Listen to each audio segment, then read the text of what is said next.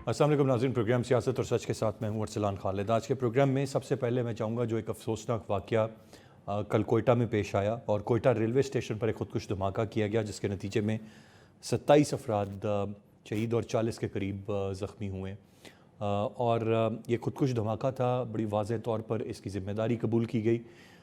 और एक अब तक जो दहशतगर्दी हमने देखा कि बलूचिस्तान, सूबा बलूचिस्तान के मुख्तलिफ़ इलाकों में मौजूद थी, लेकिन वो कोयटा शहर या उसके करीब तर नहीं आई थी, या इस तरह की बड़ी कार्रवाई कोयटा शहर में नहीं हुई थी। तो ये ऐन कोयटा शहर में एक कार्रवाई दहशतगर्दों की जानिब से की गई और उसमें हमने देखा कि हमारे कानून नाफिज करने वाले इदारों के जवान भी शहीद हुए, सिविलियंस भी शहीद हुए।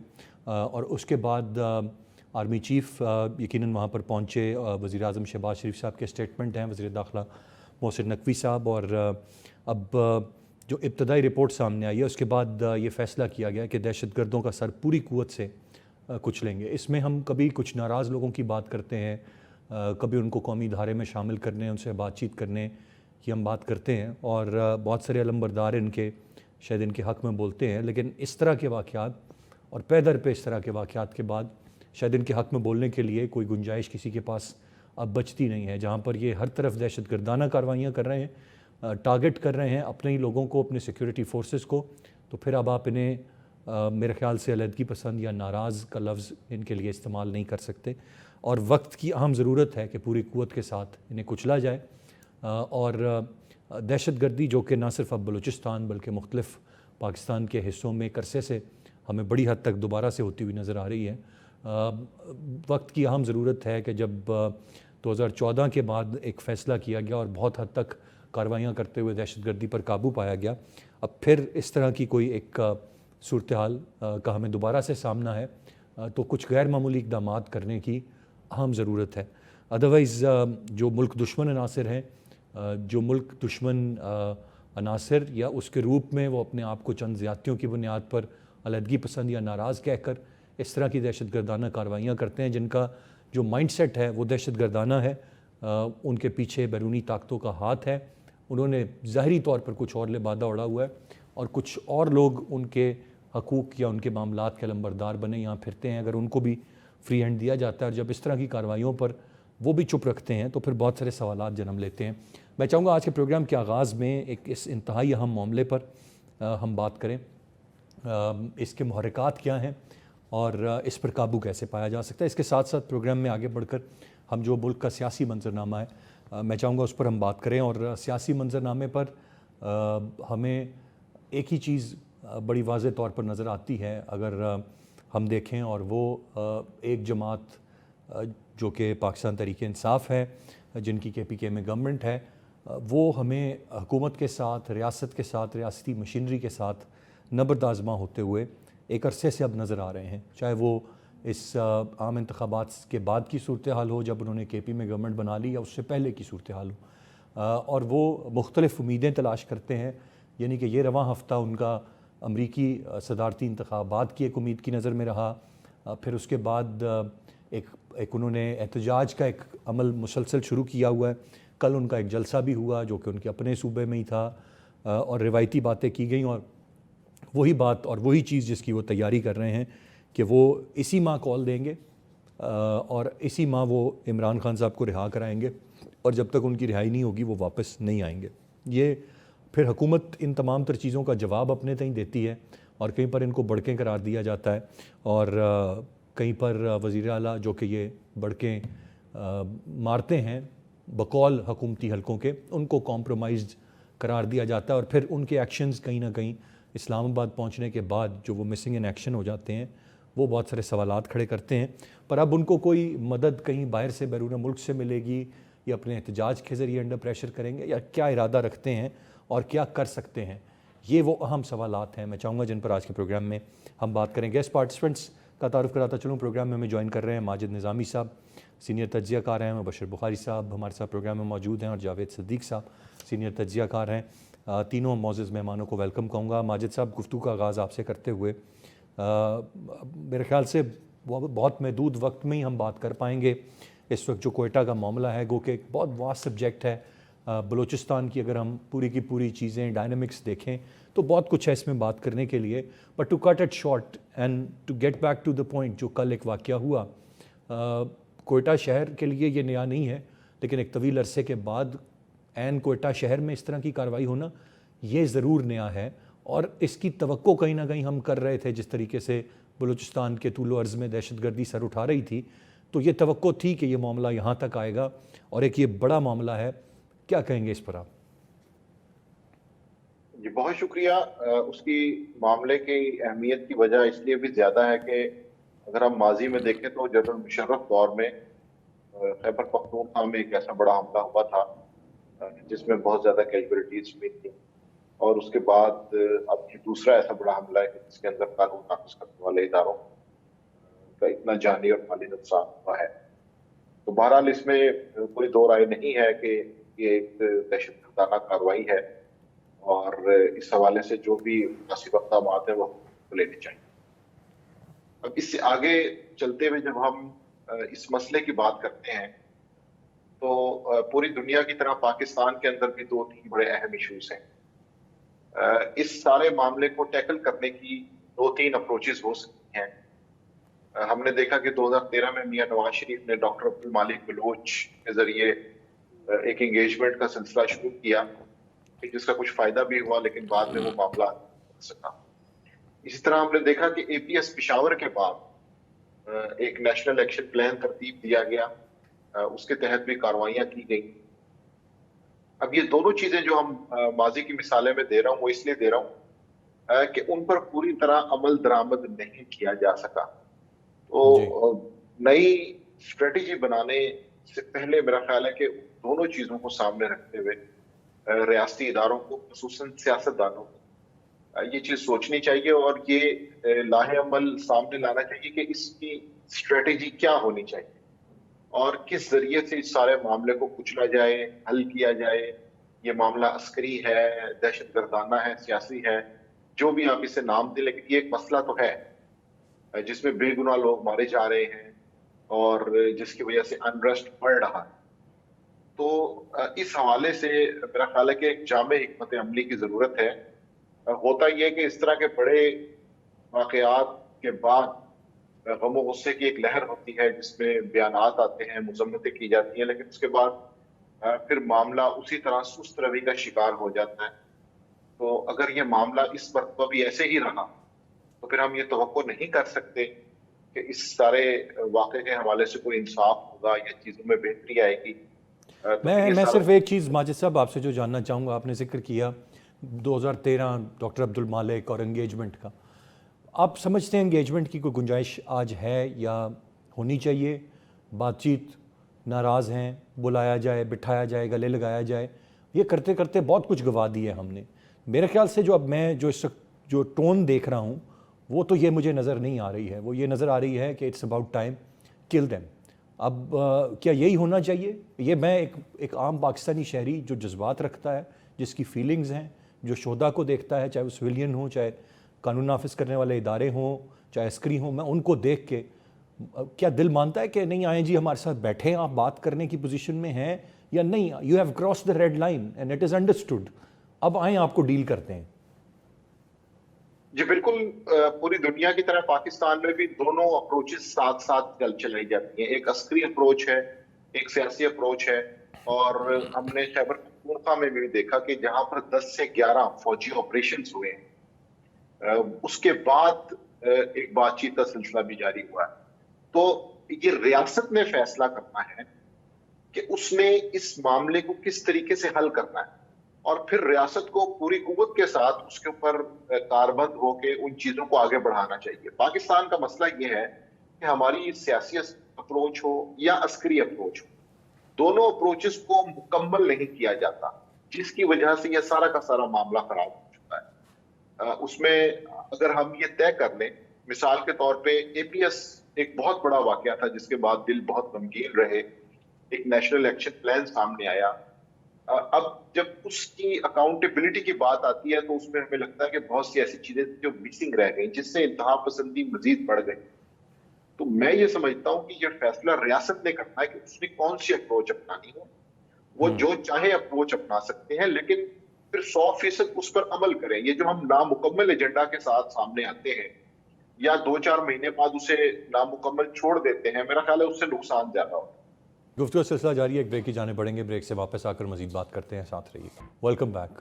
میرے خیال سے ہر سطح پر مبشر بھائی کوششیں کی گئی ہیں اور آئی تھنک کلیئرٹی ہے کہ ہم نے کرنا کیا ہے, لیکن یقین مانیے کہ جو ہمارے لوگ ہیں وہ درد رکھتے ہیں, اور اگر ان کو لگتا ہے کہ کوئی شخص بات چیت کے ذریعے واپس سسٹم میں آ سکتا ہے تو اس کو ہر ممکن طریقے سے لے کے آیا جائے, لیکن جب کوئی نہیں آنے کے لیے تیار ہوتا تو پھر شاید ایکسٹریم میئرز لیے جاتے ہیں. دوسری طرف ہم بات کرتے ہیں کہ جی یہاں پر freedom of expression, speech, movement, یہ بڑی کمپرومائز چیزیں ہیں. آن دا ادر ہینڈ ہم دیکھتے ہیں بلوچستان سے کس طرح کے ٹوپی ڈرامے اٹھ کے اسلام آباد تک آ جاتے ہیں, کبھی گوادر نکل جاتے ہیں, پتہ ہے کس ایجنڈے پہ ہیں, کام کر رہے ہیں, ان کو کوریجز مل رہی ہوتی ہیں. کب تک یہ آپ چلنے دیں گے؟ اب میرے خیال سے تو it's time to go hard on them now. دیکھیے میری رائے میں, چونکہ میں بھی اسے بڑا کلوزلی مانیٹر کر رہا ہوں, میری رائے میں ہماری جس کا ذکر ماجد نے بھی کیا اور آپ نے بھی اپنے انٹرو میں کیا, ہماری پالیسیز ایک تو بڑی ایمبیگوس قسم کی رہی ہیں, اور اس کے بعد ان کی امپلیمنٹیشن جو ہے وہ بہت ہی پور رہی ہے. یہ جو انتہا پسندی ہے, عسکریت پسندی ہے, دہشت گردی ہے, اس کے چلیے فورن ہینڈ تو یقیناً اس کے بغیر تو یہ ہو ہی نہیں سکتی. مطلب اتنے نیٹ ورکس کسی بھی فورن اسسٹنس ہیلپ کے بغیر نہیں چل سکتے, یہ تو لکھی پڑی بات ہے. لیکن ایٹ دا سیم ٹائم کچھ لوکل فیکٹرز بھی ہوتے ہیں, جس میں سب سے بڑا فیکٹر ہوتا ہے سوشل انجسٹس. اچھا, اس میں کوئی شک والی بات نہیں کہ جو ہمارا سسٹم ہے کرپشن کے لحاظ سے, اس کی وجہ سے بہت زیادہ جو سوشل انجسٹس ہے وہ پیدا ہو رہا ہے. مثلاً آپ کنٹریبیوٹنگ فیکٹر ہوتے ہیں, تعلیم کی مثال لے لیجئے, پاورٹی کی مثال لے لیجئے, ہیلتھ سیکٹر کی مثال لے لیجئے, اور پھر پولیس کلچر. یعنی آج کل تو پولیس کا بھی یہی عالم ہے, اور ہم دیکھتے ہیں پنجاب میں خصوصی طور پہ, مطلب جسے کہتے ہیں پولیس از ابو دا لا. آپ جو ہزاروں مثالیں یہاں پہ سائٹ کر سکتے ہیں. ایک زمانہ تھا ہم بڑا وائبرنٹلی ایکسٹرا جوڈیشل کلنگ یعنی فیک پولیس انکاؤنٹرز کو کور کیا کرتے تھے, اس پہ کچھ نہ کچھ اکاؤنٹیبلٹی ہو جایا کرتی تھی. اب تو بالکل نہیں ہوتی. تو جو بندہ کسی فیملی کا مارا گیا ایک جعلی پولیس مقابلے میں, اس کا کرمنل ریکارڈ بھی ایسا نہیں ہے, تو وہ تو کاؤنٹر پروڈکٹیو ایسے مقابلے ہوں گے نا. تو یہ صورتحال اپنی جگہ پہ موجود ہے, یعنی سوشل انجسٹس. اب آتے ہیں پالیسیز کی طرف.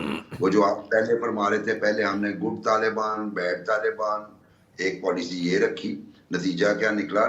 تباہی. اس کے بعد ہم نے کچھ جو ہیں وہ ایکٹرز بلوچستان کے تھے, ان کو ہم نے سپورٹ کیا کہ اوکے شاید یہ ہمیں ہیلپ کریں, لیکن وہ بھی کاؤنٹر پروڈکٹیو ہوا معاملہ. اب ان کا نام کیا لینا, آپ سب جانتے ہیں. پھر ہم نے کچھ لوگوں کو ریلیز کیا, کچھ لوگوں کو قومی دھارے میں لایا, اور بلیو می کہ ہم رپورٹ بھی کرتے رہے ہیں, اس پہ ہمیں ہیٹ بھی آتی رہی ہے. وہ کچھ لوگ جنہیں ہم قومی دھارے میں لائے تھے, وہ قومی دھارے میں آنے کے بعد اپنے سٹیٹس کو انجوائے کرنا شروع ہو گئے اور اکوموڈیٹ کرنا شروع ہو گئے ایکسٹریمسٹ ایلیمنٹ کو. یہ بھی ایک فالٹی پالیسی تھی. ہاں, تو اس کے مثلاً آپ نے نیشنل ایکشن پلان کا ذکر کیا, اس میں ایک لاؤڈ اسپیکر ایکٹ ہے. ذرا وہ مجھے بتائیے اب کتنی سختی سے اس پہ پابندی ہو رہی ہے. میں جس جگہ پہ بیٹھا ہوں یہ لاہور میں ایک پوش ایریا ہے جسے ڈی ایچ اے فیز 8 کہا جاتا ہے. اس کی بغل میں ایک گاؤں ہے, وہاں پہ 3 لاؤڈ اسپیکر سے صبح دوپہر شام ہمیں سنائی دیتی ہیں خطبات, اور اس میں پولیٹیکل بات بھی کبھی کبھار آ جاتی ہے, لیکن چیک اینڈ بیلنس کوئی نہیں ہے. یہ میں آپ کو ایک ہائیلی پروٹیکٹڈ ایریا کے اندر کی بات سنا رہا ہوں. سو بنیادی طور پہ میرا خیال ہے کہ ہمارا مائنڈ سیٹ ابھی کلیئر ہونے میں ٹائم لگے گا.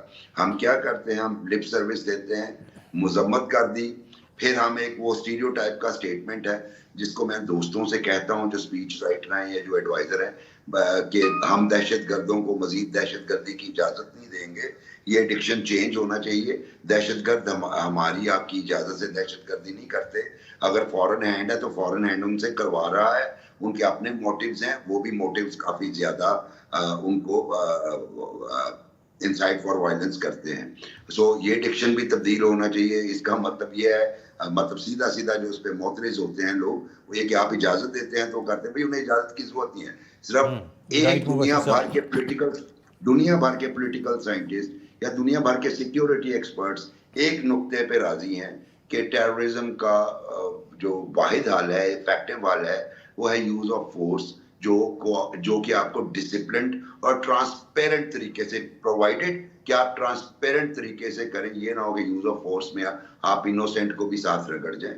سو وہ بھی ایک مسئلہ ہے. اور تیسرا سب سے اہم مسئلہ سر, اس کی بڑی واضح مثالیں مبشر بھائی ہمارے پاس رہی ہیں. ہم وزیرستان کی بات دیکھیں اور ایسے ایریاز کی دیکھیں جہاں پر ایویکیویشن کرا کے اس کے بعد یوز آف فورس ہوا, پھر ریہیبلیٹیشن ہوئی, ساری چیزیں ہوئیں. تو ہمارے ادارے اس چیز کے لیے تیار ہیں اور میرے خیال سے واحد فوج ہے جس نے اس طرح کی اپنی ہی صفوں میں دہشت گردوں کو تلاش کرنے کی لڑائی لڑی ہوئی ہے. تو یوز آف فورس بالکل ہونا چاہیے, لیکن وہ جو بات آپ پہلے کر رہے تھے نا, وہ شاید اس پہ مختلف لوگوں کی مختلف رائے ہے کہ نہیں جی ناراض ہیں, انہیں منا لیں, انہیں قومی دھارے میں لائیں.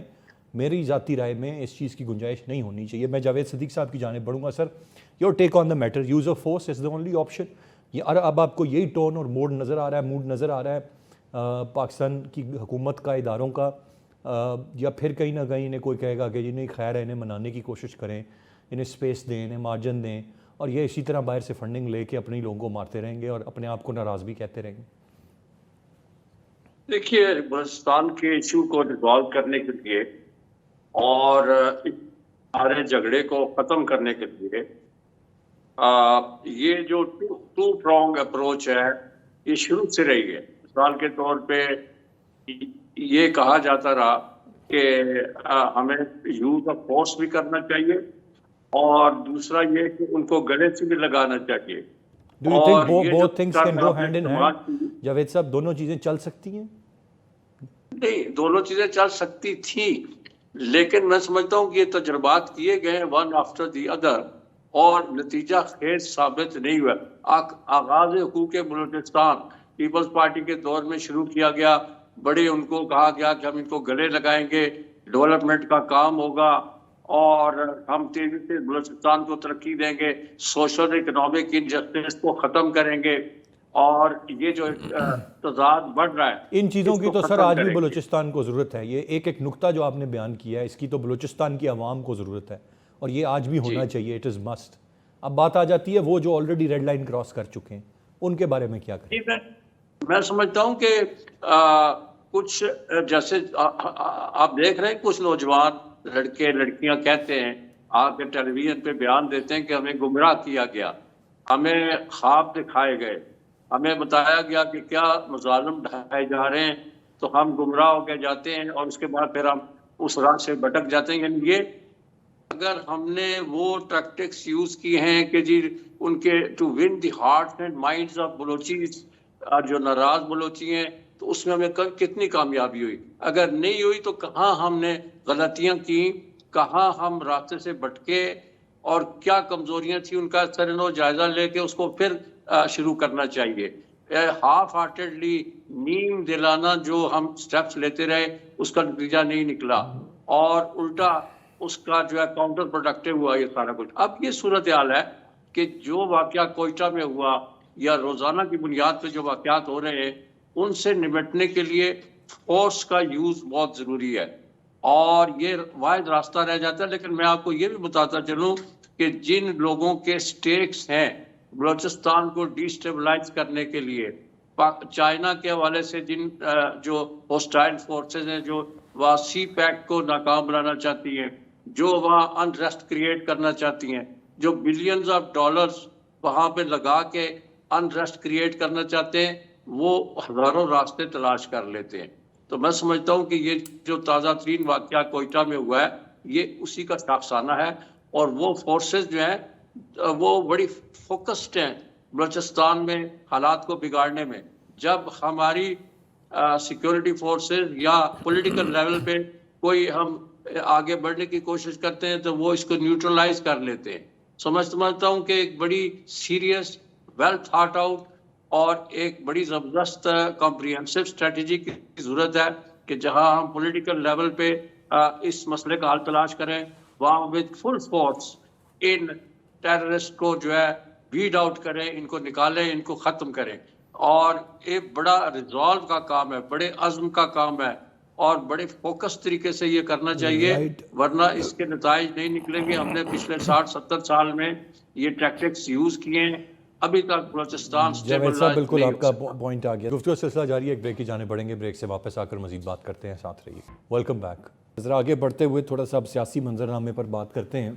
ماجد صاحب، جو ایک چیز مسلسل دیٹس آن گوئنگ اینڈ وہ اب ان کو بے شک اس وقت حکومتی حلقے یا وزراء بڑکیں کہہ رہے ہیں، کیا نام دینا چاہیے، لیکن بہرحال وہ بار بار کچھ نہ کچھ کرنے کا ایک عزم ہمیں دکھاتے ہیں۔ اسی ماہ کال دیں گے، رہا کروائیں گے، اسلام آباد پر قابض ہو جائیں گے، یہ کر دیں گے، وہ کر دیں گے، ٹرمپ آ گئے، یہ ہو گیا۔ یہ ساری چیزیں کس طرف اب جاتی ہوئی دیکھ رہے ہیں؟ یہ اب ٹرمپ والا فیکٹر تو ایک ایڈڈ فیکٹر ہے، اسلام آباد پر آ کر یا اڈیالہ جیل پر قابض ہو کر ان کی رہائی عمل میں لانا، یہ ایک پرانی سوچ ہے، محض یہ بیانات ہیں اور ان کو بیانات ہی لینا چاہیے، یا یہ کسی ایک سیریس طرف اشارہ کرتی ہیں یہ چیزیں when it comes to PTI کہ باقی کوئی there's something cooking، اور وہ پھر کہیں 9 مئی طرح کے واقعے کی شکل یا اس سے بڑے واقعے کی شکل میں ابھرے گا، یا آپ سمجھتے ہیں کہ نہیں، اب اس کی گنجائش نہیں رہی؟ جی بالکل، آپ کے جو سوالات ہیں ان کے 2-3 میرا خیال ہے نکات میں جواب دینا زیادہ مناسب ہوگا۔ پہلی بات تو یہ ہے کہ تحریک انصاف ابھی تک ایک کامیاب احتجاجی تحریک برپا کرنے میں ناکام رہی ہے، اور گزشتہ 6 ماہ کی جو ان کی پرفارمنس ہے اس میں خصوصاً پنجاب کے اندر وہ کوئی ایسا بڑا مظاہرہ نہیں کر پائے کہ جس سے وہ مرکز پر دباؤ ڈال سکیں۔ یہ چیز ذہن میں رکھنا ہوگی کہ جب بھی کسی احتجاجی تحریک نے سامنے آنا ہوتا ہے اور اپنے نتائج کے لیے وہ جدوجہد کرتے ہیں تو پھر ان کو ایک مین بیٹل گراؤنڈ میں آ کے اپنی جنگ لڑنا پڑتی ہے۔ خیبر پختونخوا میں وہ جلسے کر سکتے ہیں، کارکنوں کو امید دلا سکتے ہیں، لیکن اس کا کوئی فائدہ نہیں ہے، کیونکہ اس سے وہ امپیکٹ کریٹ نہیں ہوگا۔ یہ بالکل ایسے ہی ہے جیسے پیپلز پارٹی اپنے مطالبات منوانے کے لیے حیدرآباد میں، گوٹکی میں، سکھر میں جلسے کرنا شروع کر دے، تو اس کا ملکی سیاست پر تو کوئی اثر نہیں ہوگا، لیکن وہاں پہ کارکن کو وہ موبلائز کر سکتے ہیں۔ تو تحریک انصاف کو اس وقت میرا خیال ہے ایک اسٹریٹجی کی ضرورت ہے جس میں وہ اپنے اندرونی اختلافات کو دور کرتے ہوئے یہ سوچ سکیں کہ انہوں نے اپنی جو بھی مقاصد ہیں وہ کس طرح سے حاصل کرنے ہیں۔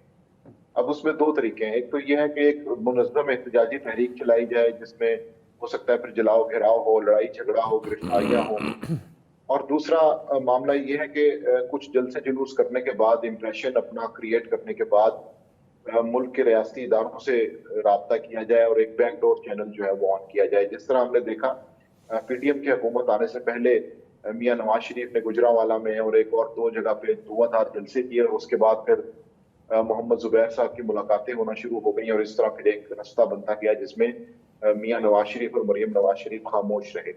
تو یہ پاکستان کی سیاست میں 2 طرح کے پیٹرنز ہیں، لیکن تحریک انصاف ابھی ناکام ہے کہ وہ کون سا راستہ چنے، اور اس کے اندر ابھی فی الحال خامیاں نظر آ رہی ہیں۔ اس لیے مجھے ثوابی کے جلسے میں بھی کارکنوں کے لیے ایک امید تو لگتی ہے، لیکن کیا اسٹریٹجی ہوگی، کیا وہ بن چکی ہے، اس حوالے سے مجھے لگتا ہے کہ تحریک انصاف ناکام ہے۔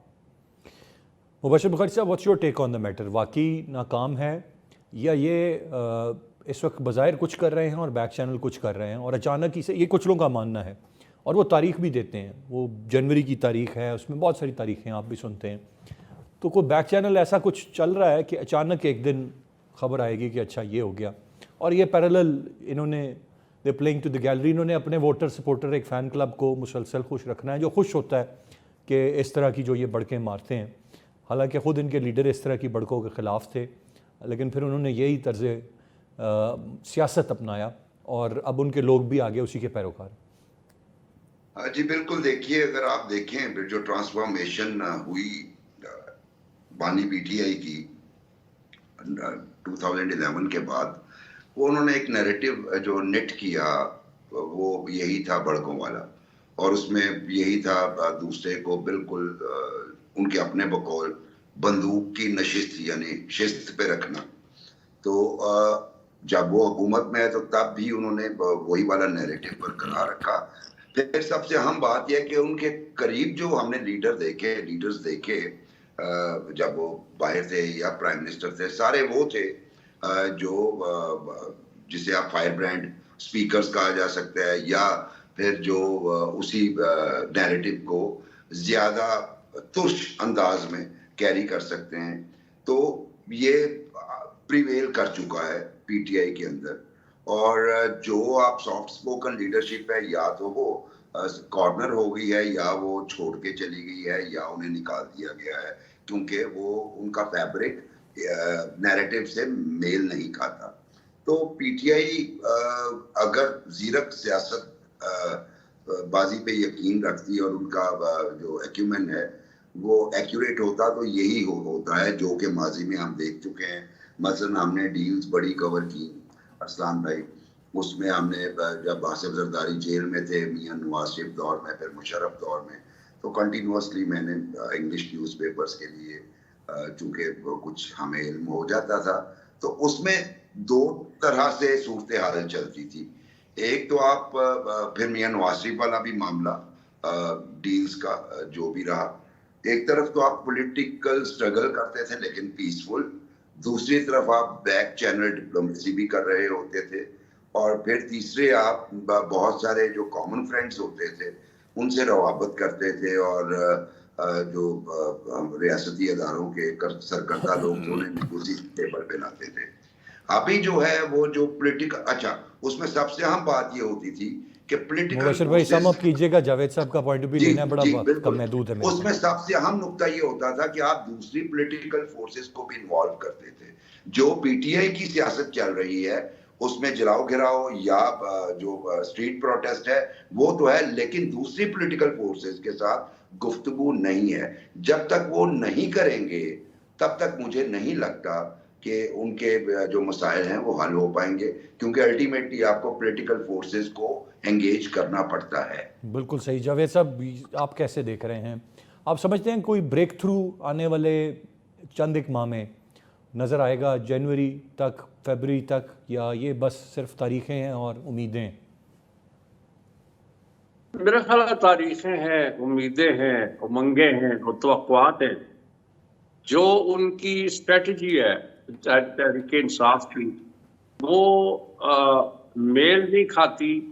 انٹرنیشنلی جو موومنٹ چلی ہیں مختلف سیاسی جماعتوں نے چلائی ہیں یا ریجنلی یہاں پہ چلی ہے, اگر ان کا مطالعہ کیا جائے اور پاکستان کے اندر جو سیاسی موومنٹ چلی ہیں ان کو اگر آپ دیکھیں تو اس سے ان کی اسٹریٹجی بالکل کسی طرح سے میل نہیں کھاتی ہے. یہ ایک طرف تو فوج سے مذاکرات کے لیے تیاری کر رہے ہیں اور یا کہتے ہیں کہ روز اڈیالہ میں کچھ لوگ آ کے ان سے ملتے ہیں اور پھر سوشل میڈیا میں ایک لہر چل پڑتی ہے کہ جی بات چیت ہو گئی ہے, ڈیل ہو گئی ہے. اور پھر یہ ہوتا ہے کہ وہ جلسے جلوسوں پر اسٹریٹ پریشر بلڈ کرنے کی کوشش کرتے ہیں کہ جس کے ذریعے حکومت کو دباؤ میں لایا جائے اور اس کے لیے پولیٹیکل مائلیج دی جائے. اور تیسرا ان کا جو نظر آتا ہے طریقہ کار وہ یہ ہے کہ بیرون ملک لندن میں, واشنگٹن میں, اسپین میں, فرانس میں, جہاں جہاں پی ٹی آئی کے کارکن ہیں ان کو موبلائز کیا جائے اور ان کیپٹلز کے اندر جا کر پریشر بلڈ کیا جائے اور ایک انٹرنیشنل پریشر, انٹرنیشنل لابنگ کے ذریعے عمران خان کو رہا کیا جائے. اچھا, جب یہ کوئی بھی ان کی کارگر نہیں ہوتی ٹیم تو پھر یہ دوبارہ آ جاتے ہیں کہ جی ہم نے عمران خان کو رہا کرانا ہے اور نومبر میں ہم ایک بہت بڑی تحریک چلائیں گے. پھر سوابی کا جلسہ ہے, اس میں انہوں نے کہا کہ جی اب ہم واپس گھر نہیں آئیں گے جب تک عمران خان کو نہیں رہا کرائیں گے. تو اس کی جتنی بھی اسٹریٹجی ہے اب تک اس کا کوئی نتیجہ نہیں نکلا, نتیجہ خیز نہیں ثابت ہوئی. اور میں سمجھتا ہوں اور دیر ریئر چانسز کہ شاید یہ آنے والے وقت میں بھی نتیجہ خیز ہو. بہت شکریہ ادا کرنا چاہوں گا تینوں ریسپیکٹیبل گیسٹ کا. وقت ختم ہو رہا ہے آج کے پروگرام سے. اتنے احسان خالد کو اجازت دیجیے. اللہ نے کے